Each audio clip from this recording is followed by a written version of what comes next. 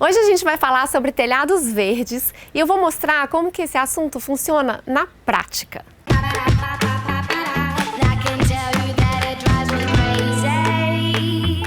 Eu estou agora na laje de cobertura do primeiro andar dessa casa. Aqui embaixo, abaixo dessa graminha, tem a sala de visita da casa.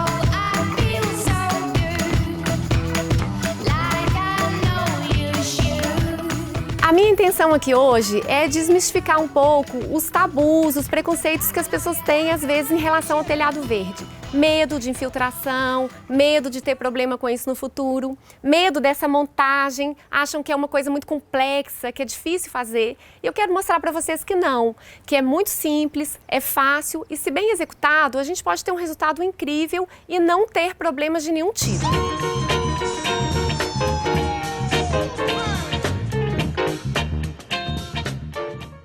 Essa casa é um projeto da Pura Arquitetura e aqui a ideia foi tirar partido do entorno dessa paisagem linda que a gente tem ao redor. Nós temos ao fundo uma lagoa, a gente está no condomínio Alphaville da Lagoa dos Ingleses. E se a gente fizesse um telhado cobrindo esse primeiro andar da casa, a gente ia perder a oportunidade de ganhar essa vista. Então a ideia foi fazer uma sala com o pé direito mais alto para elevar esse nível e cobrir essa sala de grama verde, para que os moradores da casa tivessem um jardim privativo aqui no alto, com uma vista maravilhosa.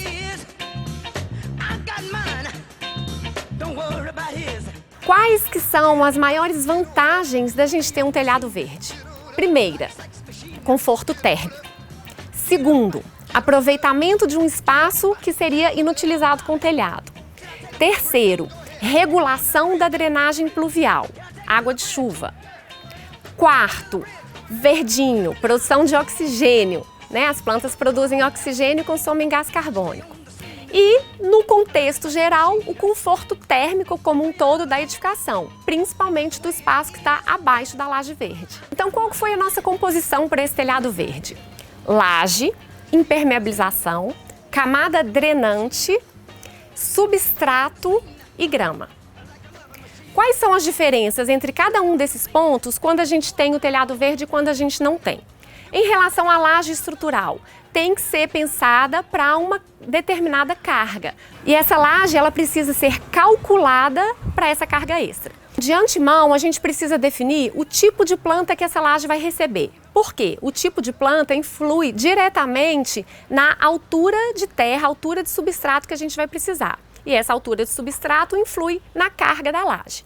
Então, laje calculada para isso.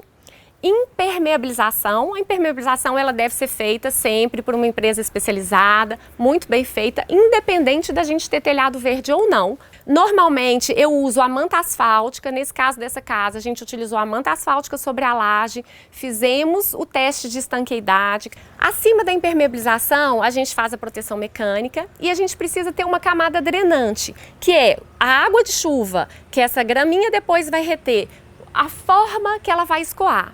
Porque uma das grandes questões é a gente não sobrecarregar a laje com essa água, com essa carga excessiva da chuva. Então, o sistema de drenagem bem planejado é muito importante. Depois da impermeabilização, vem a camada drenante.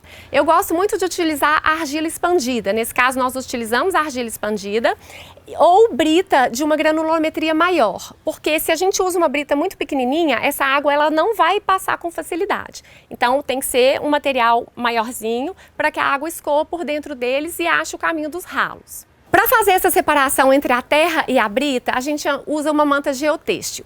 Eu utilizo o Bidim, que é a mais conhecida no mercado, que ele parece uma mantinha de feltro. Ele não deixa que a terra entre para dentro para que ela se misture com a brita, ela faz essa separação. Além disso, o Bidim, ele também impede que as raízes das plantas entrem e atinjam a camada de impermeabilização. O Bidim, ele também tem o papel de reter nutrientes, porque ele retém ali a água, ele fica encharcadinho, molhadinho e ele mantém essa terra sempre úmida. Depois do Bidim, a gente já aplica o substrato, que, como eu disse, depende, é variável, dependendo do porte da sua planta, você precisa de mais ou menos terra. Para gramas, vegetação de baixo porte e médio, alguns arbustos, igual a gente tem aqui atrás, normalmente eu uso 9 centímetros de substrato. E a vegetação plantada sob substrato. Essa é a composição do telhado verde.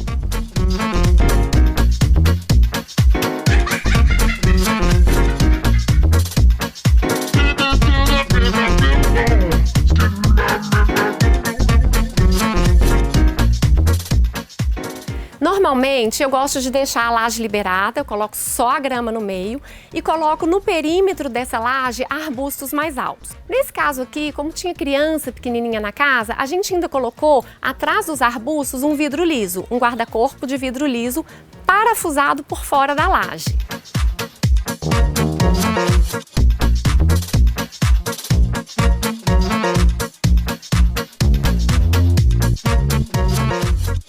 Aqui a gente pode ver com mais detalhes o sistema de drenagem que a gente utilizou. A água escoa toda nesse sentido e a gente tem aqui atrás uma canaleta.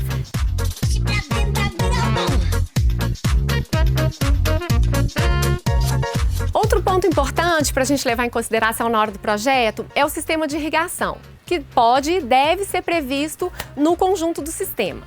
Então, para que a gente tenha um sistema de irrigação, a gente precisa de um ponto de água, que deve ser localizado na altura do telhado verde, e um ponto de elétrica se esse sistema for automatizado.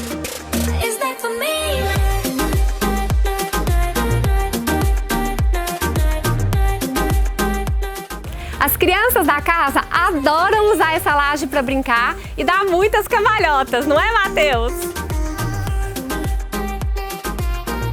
Se gostou de conhecer mais sobre o telhado verde, dá um like nesse vídeo, deixe seu comentário e se liga por aqui.